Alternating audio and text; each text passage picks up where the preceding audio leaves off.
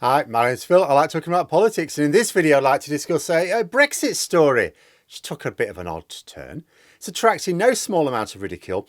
A complaint that after Rishi Sunak cancelled our only serious transport infrastructure project, the EU are developing a huge international transport infrastructure project of their own, much grander in scale than HS2, and we're being completely left out.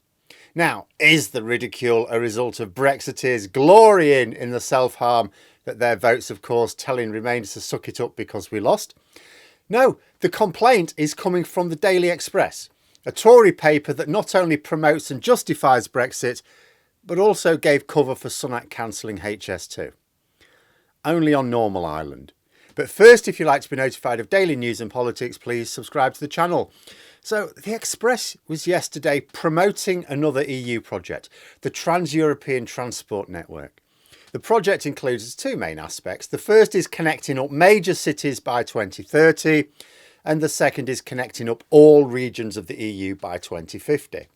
Oh, and it's high-speed rail, not the donkeys and carts that we still use. And this Express article seems to be looking at the project with some envy. In fact, so envious is the Express of this project that the fact that the UK is being left out is described as a betrayal. Essentially, the Express is upset that the UK is being left out of EU projects. So you can see the ridicule, can't you? You can see the cause for it. You can imagine rejoiners looking at the notion of a continent-spanning integrated high-speed transport network. Look at our own transport project, which involves filling in some potholes and being a little bit jealous. I mean, the EU are going to have all major cities and transport hubs connected by 2030. Our extreme Tory Brexit government have a transport project for 2030 as well. Do you know what it is? Is it to connect up all of our major cities? No, we had a more mundane plan to connect up just 4 cities, and Sunak scrapped it. Oh, don't worry though, he's going to use the money to resurface 5,000 miles of existing roads by 2030. So our transport project is that some of the roads that we already have will still be there in 2030. That's good, isn't it?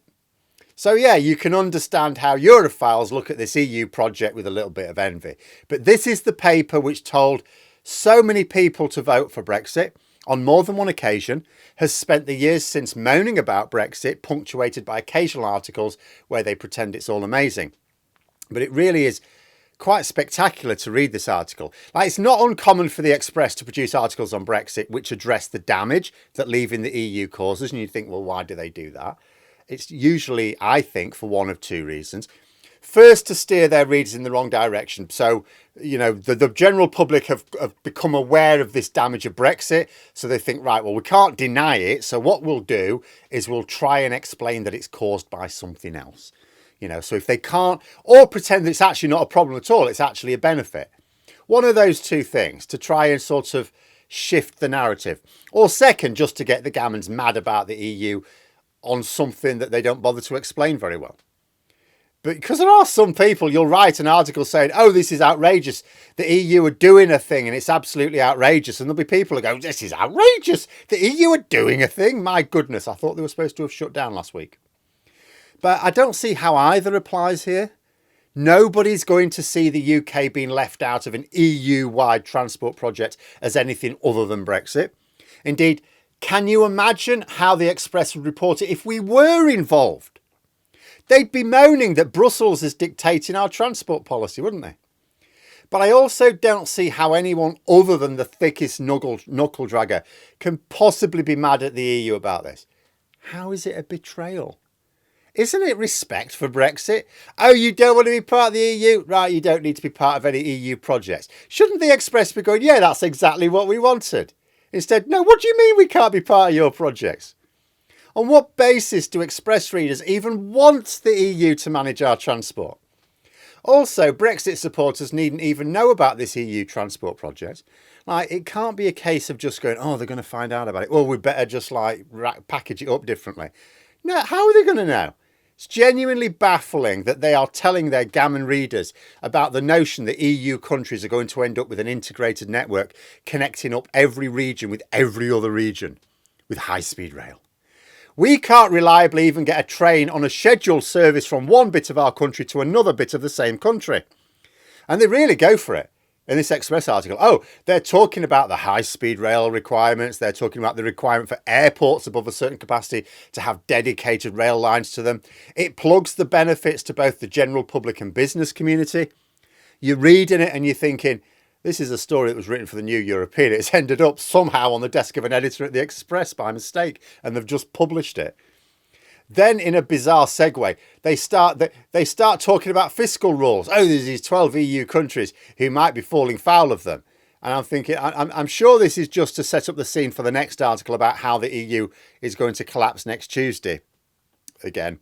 But as they're talking about national budgets, not EU ones, all they're really doing is explain how individual governments are basically, they're sovereign and doing their own thing, even if it's potentially unwise. And that's for any readers who even got to the end. Because to get that far, before any of them read about fiscal rules, which is usually the news equivalent of a sleeping pill anyway, they'd have had to read how the EU's getting a shiny modern transport network and how we would have had one too if we'd stayed in the EU.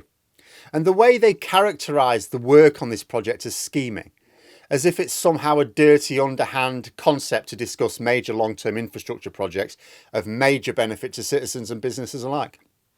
Because remember, they presented the notion that this would benefit citizens and businesses without a word of contradiction.